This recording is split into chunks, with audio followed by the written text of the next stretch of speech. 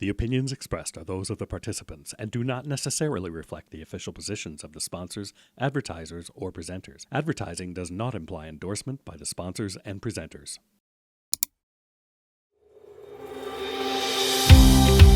Welcome back to the Lighting Controls Podcast. I'm your host, Webster Marsh. Ron's not in today, so it's just going to be me. But we've got a special episode for you. Hopefully you're going to get a huge kick out of it.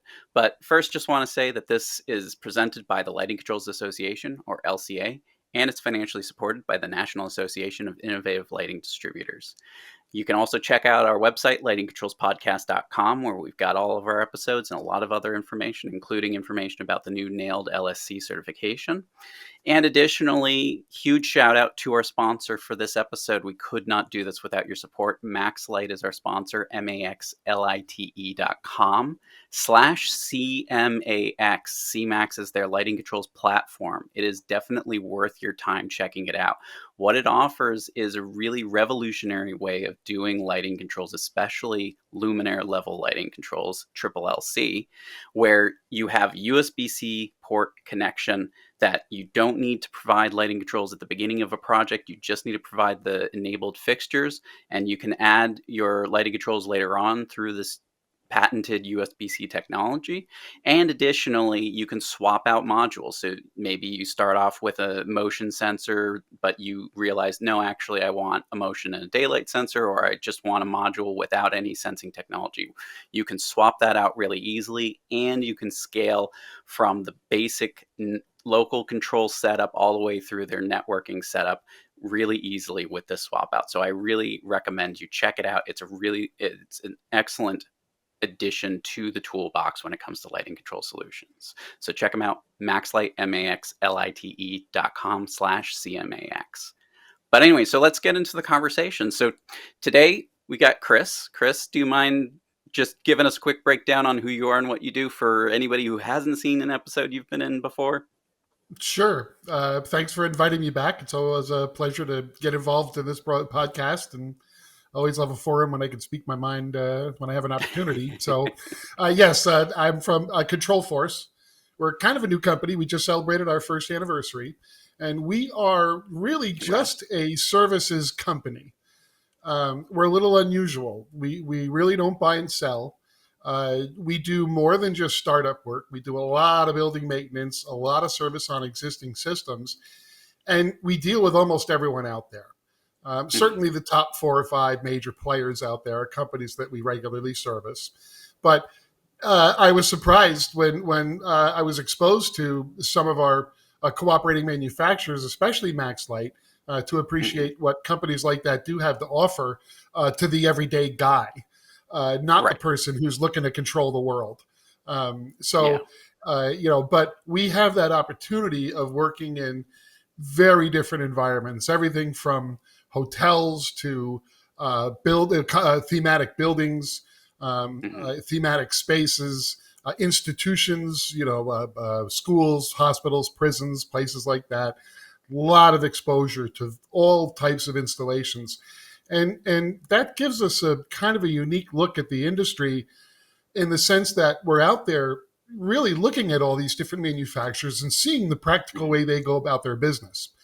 Right. And I think that we're all starting to realize, especially now that we have products coming over from Europe, that the way we talk about this business and the way that we talk about the products in the application is getting broader. It's not narrowing.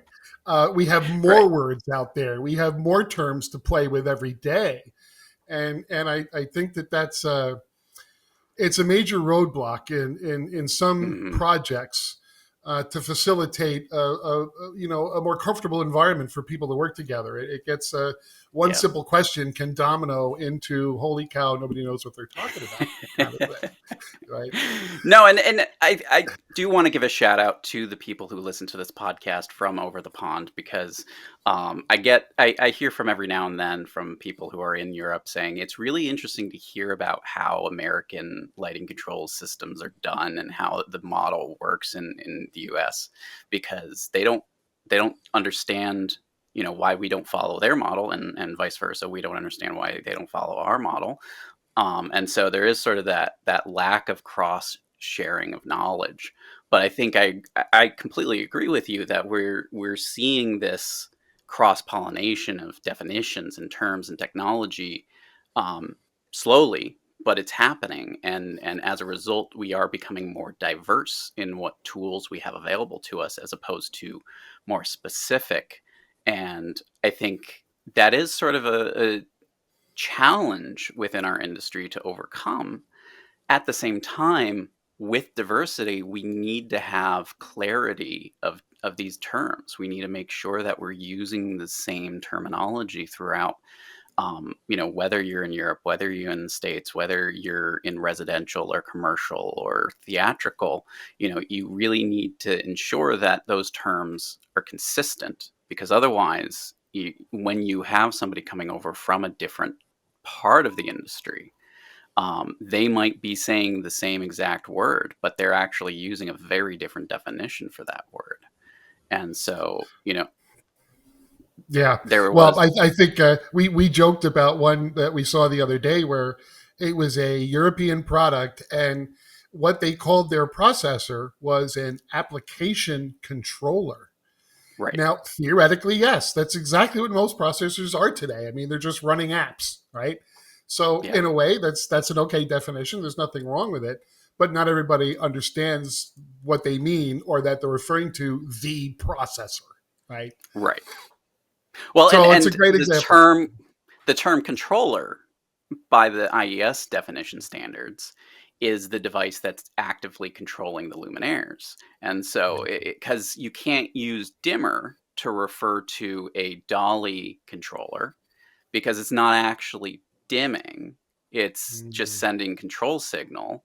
Whereas dimmer is specific to phase cut dimming, where you are actively adjusting the power going to the luminaire.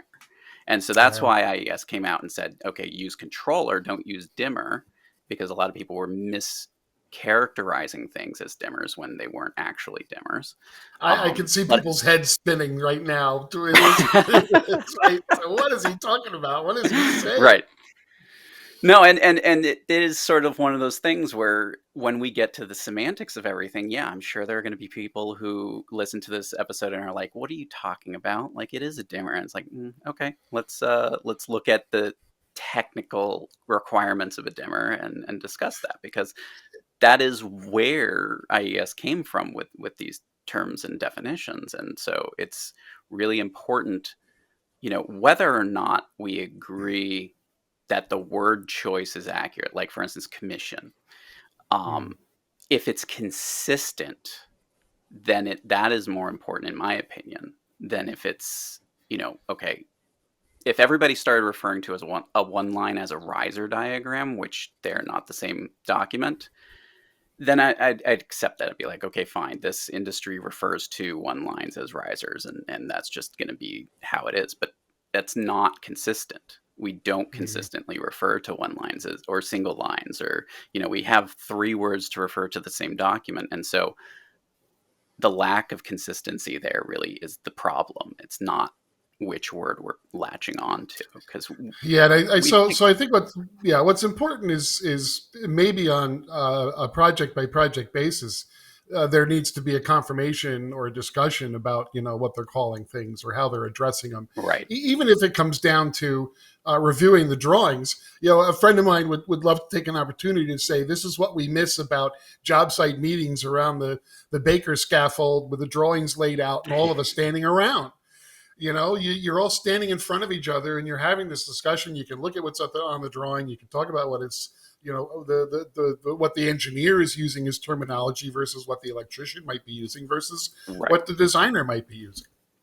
Right. So when we think about this program that we're offering at Light Ovation, that NAILD is offering for education, my interest is also how things are discussed in other parts of the country.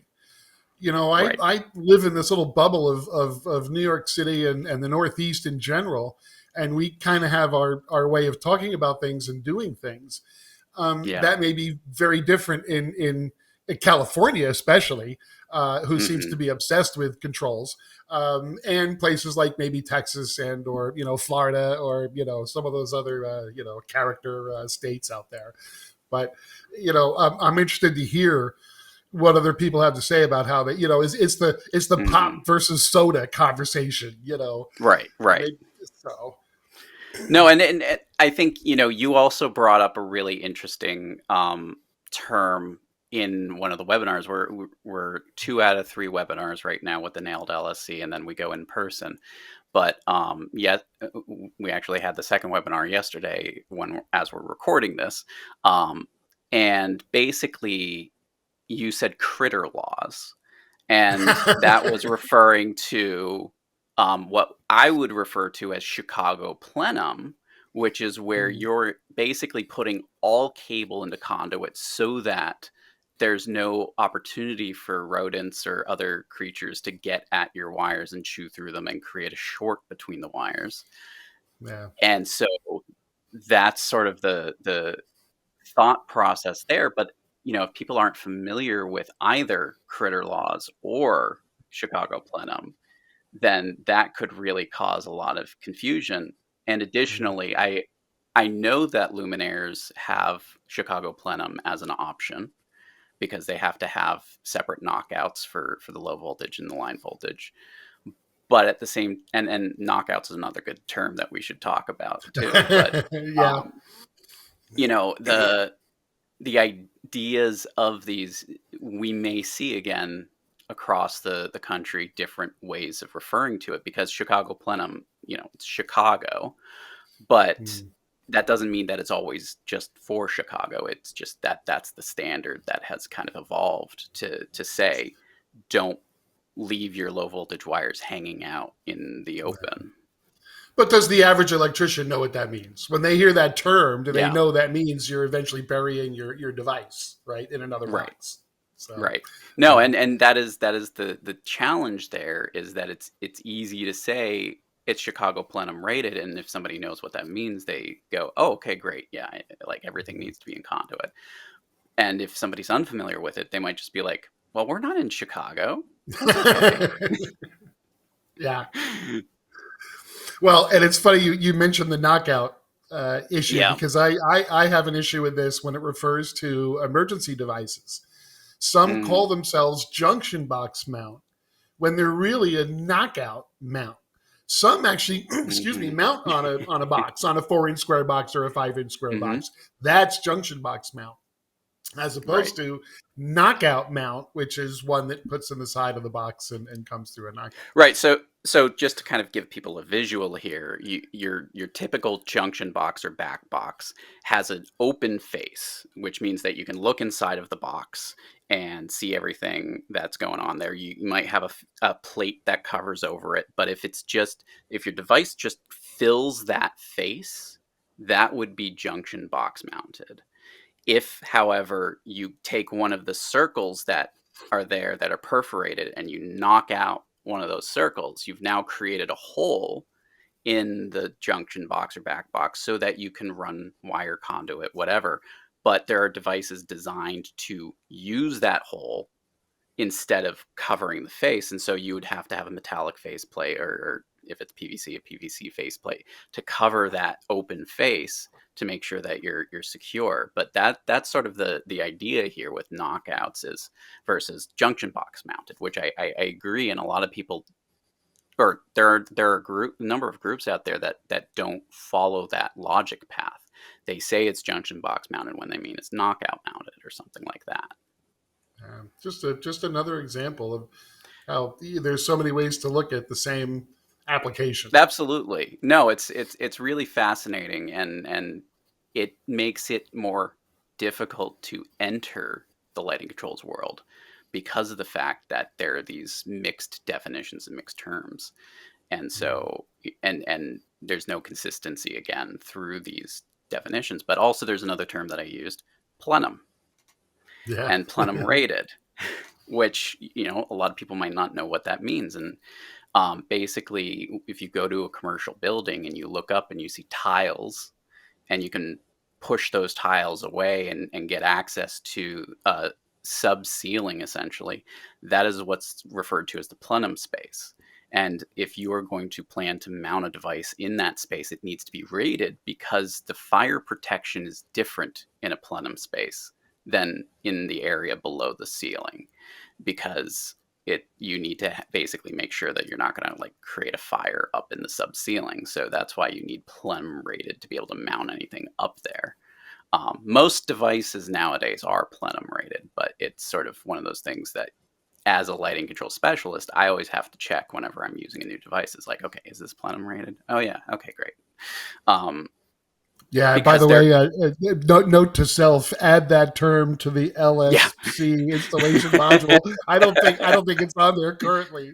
So. I think you're right. I'm going to double check that afterwards. But yeah, I mean, that's the other thing, is that we're coming up with this laundry list of definitions to kind of give some guidance. And granted, we're probably not going to use every single definition that we list out in this database, but we need to have consistency for our education to work. And that is really difficult to do because of the fact that there's so many definitions out there, so many terms. But yeah, I mean, so we keep running into this where it's like, oh yeah, we need to add that to the list. Oh, we need to add that to the list. I think this is a great time to say that, maybe the opportunity here is to feature this on the forum that we have for the council on lighting control startup. And for anybody who's listening to this or knows about it, to we can post those terms on that forum and open it up to everybody to come in and comment on. Yeah, that's fair. I mean, really, it takes a village to get to where we need to go. And so having that kind of feedback helps us make sure that you can go to lightingcontrolsforum.com, and I think it's .com actually. I'm going to double check that while we're chatting. and by the way, Webster, we came up with another conversation. There are wall switches that are line voltage. There are wall switches that are Cat 5, and there are wall switches that are battery operated. Right. Well, so you got your three, so are they any different? Switch is actually the incorrect word to use there, because switch is physically disconnecting power. 90% of devices in wall stations, anyways, in modern commercial and industrial projects, by code cannot be a switch. They have to be something else, because a switch cannot be remotely controlled. If you have a relay, that's a remotely controlled switch, essentially. And that certainly is acceptable, but you don't usually have a user interface directly mounted to a relay. And so you need to have basically a device that has both a button and a relay, or you need both of those devices separated and connected together somehow. And that's no longer a switch. Right. But that's another great example of these terms that we utilize in such different ways. But to your point also, with the difference of connectivity, it could look exactly the same on the front. Yes, absolutely. Yep. And so, yes, it was really because the difference between a power device that's on the wall and a control device that's on the wall. Right. And there are manufacturers, like I said, they put the relay up on the ceiling, they Cat 5 down to the switch on the wall, or a device on the wall, as opposed to having a wireless dimmer mounted up in the wall. Right. And so, there's also terminology, especially in the residential side of things, where they will say hybrid when they mean that the user interface and the dimmer, and I'm actually saying dimmer because that's what it is in most residential projects, are combined into one thing. That's a hybrid device. Whereas if you have the dimmer remote, it's a remote device. And so we don't typically use that as much in the commercial environment, because most of the time, at least as a control specialist, I assume things are remote. I don't assume things are built into the box. Right. Yeah. Well, it took years of therapy for me to get over the dimmer switch term, right? I mean, I used to hear that term dimmer switch, and I'd like, oh, come on, man. What is it? Is it a Yep. dimmer or is it a switch? I've given up. It's such a common phrase Well, anymore. so Everybody uses dimmer switch, actually, and that would, dimmer and they're referring switch to a is wall device, right? well, if you're referring to a wall device with an air-gapped point where, let's say you have a slide dimmer and then it stops, and if you push a little harder, it clicks. That Yeah. is a switch that's happening right there. So technically, it's a dimmer switch. Yeah. Or if it has a switch integrated, so you have the rocker switch, and you have like a little slide on next to the rocker, Yeah. or you have Right. a underneath. Like those are dimmer switches, so Hmm. long as it's actually using a dimmer in the box. Yeah. But yeah, I mean, a lot of the time people aren't referring to dimmer switch when they're using the term. Well, so take a Max Light wireless relay, throw it on the ceiling, take their 2-button controller and put it on the wall. Well, what is that? Is that a keypad? Is that a switch? Is it a controller? An application controller? Right. I mean, my preference to referring to the wall station is a keypad, Yeah.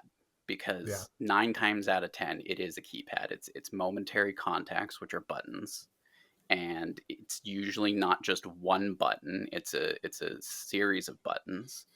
And so that is a pad of keys. You have these keys available Yeah. to you that you're going to push and activate. So that being the case, you could just say wall station, although that's a bit too generic, covers everything that goes on the wall. Your UL 924 relay that's wall mounted could be a wall station.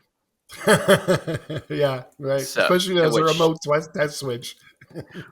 Well, or an integral test switch, because Oh, yeah. that's the user interface for the device, so it's a wall station Yeah, for right. UL 924 compliance, which is Ugh. another term that we like to use here for I think we emergency. just lost another 10 viewers.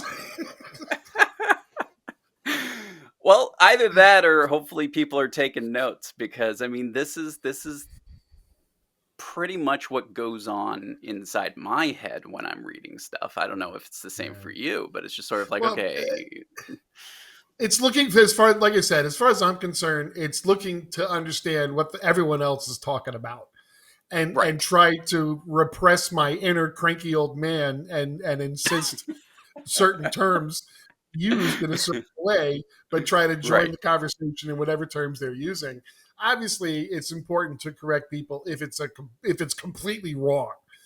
And you right. know my story about where they called a power supply a driver and a driver Yep. a dimmer, right? So that you have to correct people. Say, time out. That's not a driver. It's a power supply. That's not a Right. dimmer. It's a Well, dimmer.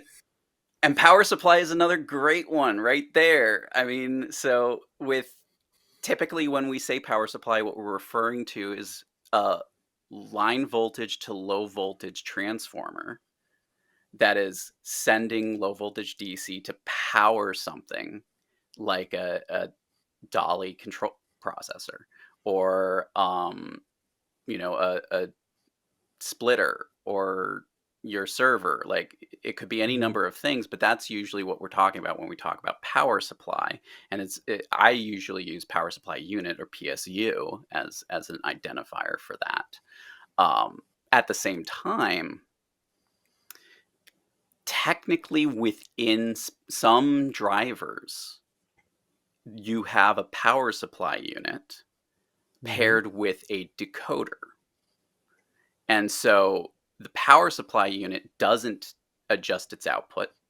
That's the point of a power supply, is just constantly feeding 24 volts or 48 volts or something like that. And then the decoder is actually the one modulating that power that's going out to the diodes. Right. Again, a And couple of that's terms that you could have said that a couple of different ways with a couple of different terms, right? right. No, I mean, even with the term decoder, I've heard encoder, I've heard Yeah. matrix. What other devices terms are used for that? I mean, basically, with a decoder, you need a control protocol of some kind. It could be Sure. 0 to 10, although odds are you're not using 0 to 10. You're more using Nah. DMX 512 or Probably Dolly. DMX. Yeah, certainly. Yeah. Well, and usually you'll see it most with color changing, because that's what the decoder is really doing, is it's taking in that control signal and going, okay, the red chip needs to be at this intensity, the blue chip needs to be at that intensity, and the green chip needs to be at this intensity. And that way you're really directly controlling that power going out to the LEDs, whereas the driver in some instances just doesn't have that level. I mean, this is another challenging thing about the term driver. Careful. The driver is everything. Technically, it's the power supply and the decoder if you have two devices inside of it, or it's just a bunch of resistors that modulate the power going out to the diodes or something like that. Yeah. Well, and again, it all depends on the options today. I'm seeing more and more line voltage drivers than I am low voltage, right? So power supplies are not always required. And of course, once we get the fixture, what is it, LLLC, right? Luminaire level lighting control. It kind of eliminates that conversation almost entirely. Everything's powered locally from the fixture, right? Right. Well, but they're typically being powered by the driver too. So you have two outputs from the driver now. So you've got the dimmed output going to the diodes, but then you have the constant output going to the module. So in triple LC, you have a integrated module. Let's talk about MaxLight with the USB-C module. That USB-C module is receiving a constant voltage from that driver that is separate from the power going out to the diodes, but it's the same low voltage transformer function that I was talking about with a power supply unit. So it's almost acting as two devices in one. Right. But I mean, to your point, like this whole challenge in a lot of ways kind of disappears because the manufacturers have made it simplified. You don't have to think about the driver anymore because all the engineering's done inside of the luminaire. You just need to go, okay, which device do I plug in? Yeah. And, it's one of the reasons to keep on top of this industry because it changes so quickly. Developments are happening all the time. You never know when someone's going to come out with a new technology or a better technology. And yes, we can all sit here and laugh and say it's taken 20 years for Dolly to get into this country. It's just funny to think that only now. And frankly, I think the only reason why it's being accepted or used is because of the being able to color tune fixtures, right? And I mean, the industry itself doesn't want to go to DMX for that. Yeah, they don't want to go to DMX for that. They'd rather use Dolly.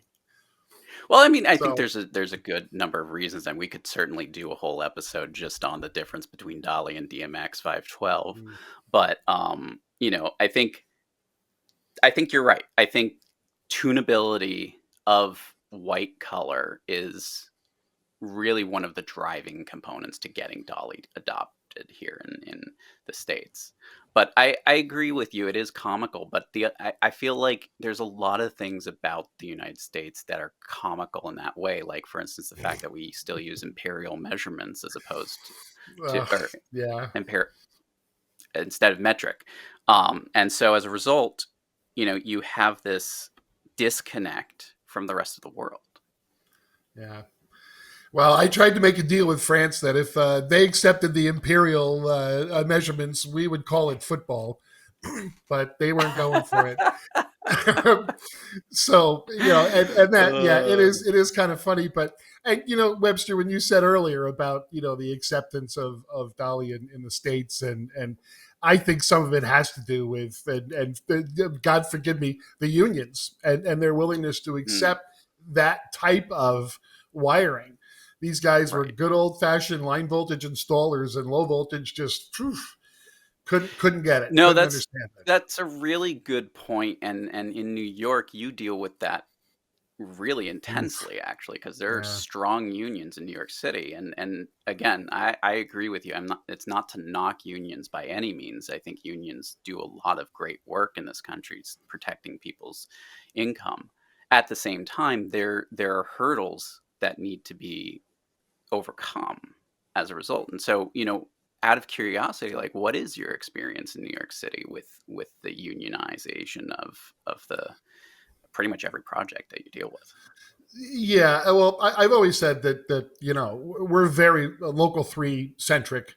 A lot of our customers are local three electricians, and they all do a fine job. No matter who you're meeting on a job, the guy's going to know what he's doing. He's going to have the right Right. tools. He'll be able to help you out. So, there is a difference. You can definitely tell a Hmm. difference between a union installation and a non-union installation. It's often very clear about that, and it's got to do with everything from labeling to putting the covers on boxes to Hmm. putting all the protection stickers up on the panels, all that kind of stuff. It goes very deep. But um, the what makes them so good for a service company like us is that's all they want to do is install. Right. They would never try to program a system. I could see an electrician out in Cleveland or North Dakota or somewhere out there being willing to do all that work himself. But a New York Hmm. electrician, because if something goes wrong, they don't want to be blamed for it. So they're Right. happy to do the installation and handle all the power and wiring. But then they call us and we come in and we'll do all Yeah. the programming as necessary. Well, and I think that that's a really good distinction because, a lot of the challenges with projects that aren't under union have issues with proper wiring, proper labeling, just general installation compliance from the manufacturer's requirements. Um, at the same time, it is unfortunate that they're not willing to do programming. I totally get it. Like if I had this perfectly set up system to do installation, why would I consider adding programming to that unless I could see a drastic financial incentive to doing that? Um, but at the same time, it does create opportunity for groups like Control Force, your company, to step in and provide a service that is not currently being provided, except for when you have a manufacturer's technician provided to the project. And so, but there are still a lot of projects that don't have that. Yeah. Well, just to give you an anecdotal story, Yeah. a long time ago, I worked with a rep who was repping Thomas Lighting at the time. I don't even know if Thomas is around or who owns them, but they had this system of connectorizing fixtures. So if you had a bunch of lay-ins that were all going next to each other, they were pre-made with power connectors.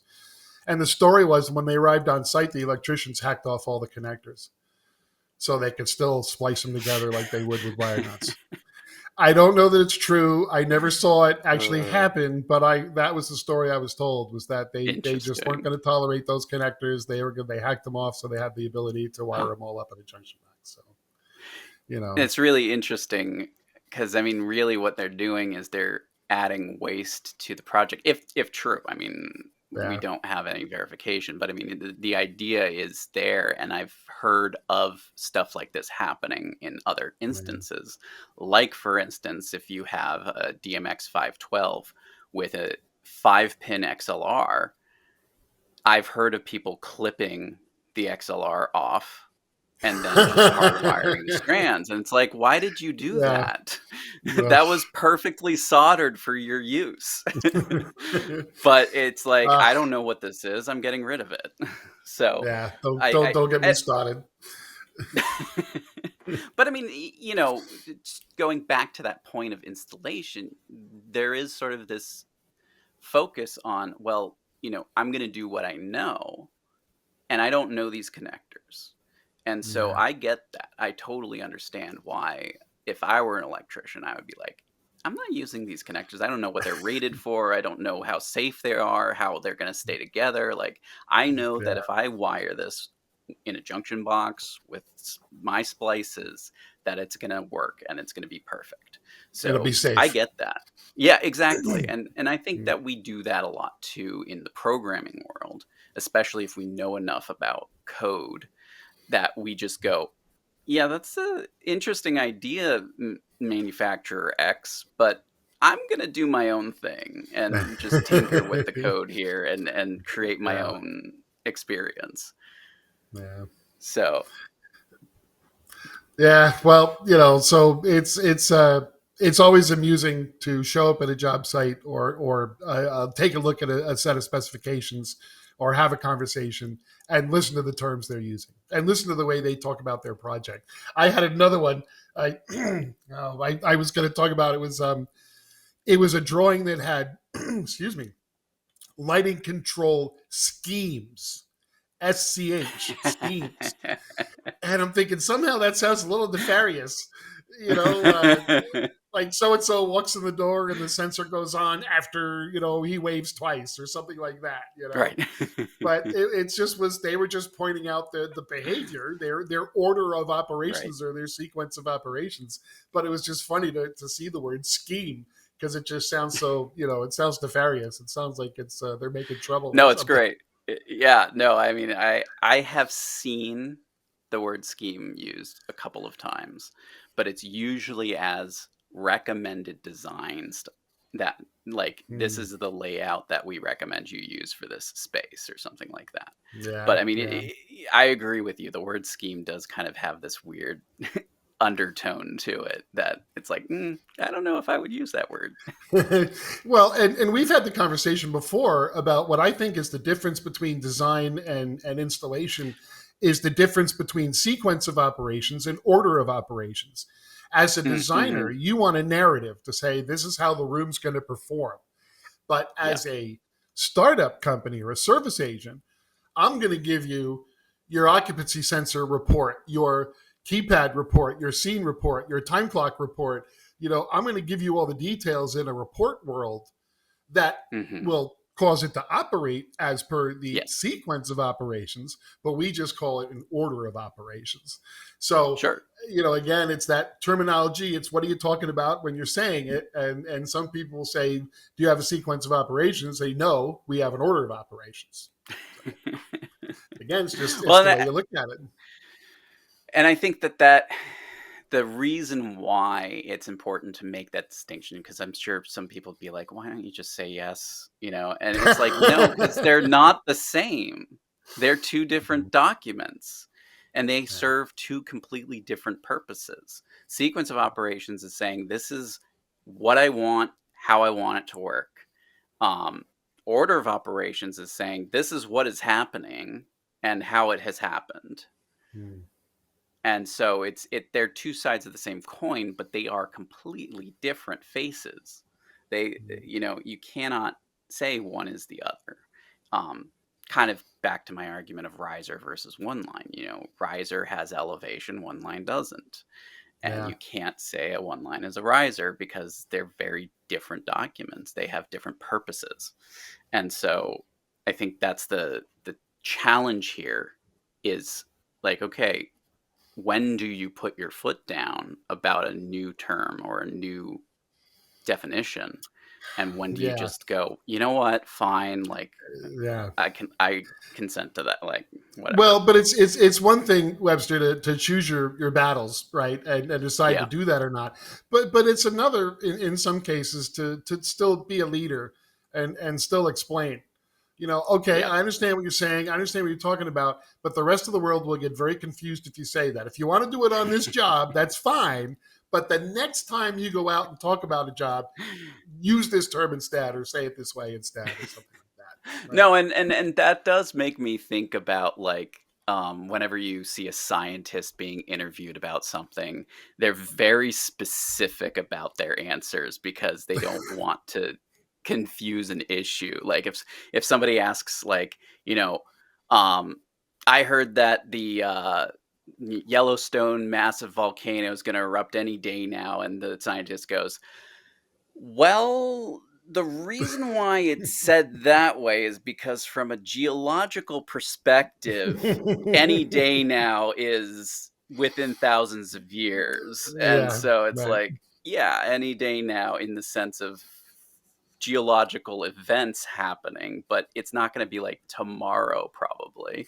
But that's the thing is like you can't just be like, any day now. It's like no, like there's like that's such a poor piece of information to just go without any context.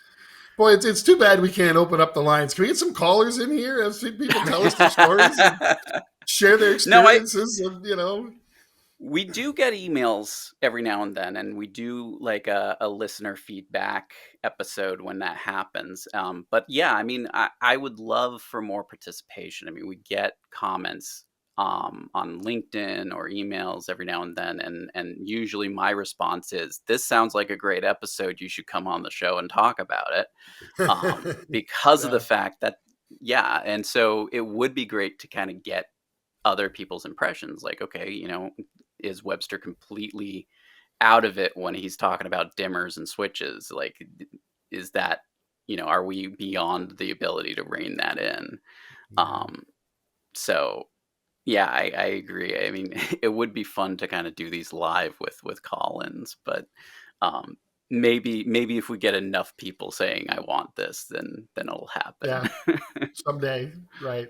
Yeah, Well, I think the but one thing we both understand is that this is there's no right answer, and it's a constantly evolving conversation. absolutely. I think that's a really good summary. But additionally, I'm gonna summarize the conversation too because we're almost out of time. But um, you know, these sorts of conversations are the conversations that really create the dialogue needed to ensure that we are consistent with our terms and definitions in the industry. And this is not unlike a conversation you might see in the committees that are supporting a lot of the reinforcing documents out there, such as IES. I actually am in the middle of an email back and forth with somebody on a committee because there was a discussion about Flickr and what the originator of that stuff is. But basically, these discussions are how we get there, how we get to a good place of consistency. And so it's not helpful to just go, oh yeah, yeah, fine, whatever. Like you said that, I'm fine with that, because we do kind of need that consistency. And yeah, maybe somebody thinks, okay, this is the better word, but it's like, what is the more ubiquitous word that Yeah. like 0 to 10 volt? A colleague of mine keeps saying it needs to be 10 volt. We need to say 10 volt, not 0 to 10 volt. And it's like, yeah, but 0 to 10 volt is the industry standard at this point, whether or not Right. you want it to be that way. Mhm. So we have that challenge of ensuring consistency in our industry. But the other thing to keep in mind is that a lot of the controls specialists in this industry don't even think about the words they're using anymore. They just start using the words, and then they assume that everybody knows what they're talking about, and maybe Yeah. they do, maybe they don't. But that's the thing, is we also, as the specialists, need to question and check our definitions on a regular basis, because like you said, the industry is constantly changing, and that includes terminology and definitions. And unless we're able to pivot with those changes, we're going to get left behind. Because, okay, yeah, maybe tomorrow everybody does agree that 10 volt is the choice, and I need to update to agree with that. Yeah. Um, so, but it takes time for widespread adoption of anything. But not having these conversations doesn't help us get there. It's having these conversations and pushing up against the parameters of these definitions that really help us get there. But additionally, education. That's Yeah. getting people to know what is out there for information, where they can go. So again, the Lighting Controls Forum, hopefully we'll see that growing over time. But Lighting Controls Association has a lot of great resources for people to tap into. IES LP6 and 16 are great resources to go to for definitions and terminology. Um, there's I mean, the lighting controls, the Council on Lighting Controls Startup and Integration through NAILD, which we're both members of. We're working on definitions, and also NAILD LSC. So there are great resources out there to tap into. And I think it's definitely worth having more of these episodes, which would be a lot of fun to kind of continue these conversations. And maybe people would like to hear our input on certain words. There's so many words. I actually through an exercise. Just wanted to see what ChatGPT had to say on the matter when it came to terminology. And it just, this huge list spat out. And I was like, oh God, no, I can't do this. Like, Yeah, well, we're gonna have something firm by Light Ovation in Dallas in June, right? So after that, we should make that list public, put it on the council's forum, and give people an Agreed. opportunity to get on there and offer up their opinion or have a conversation Absolutely. about it.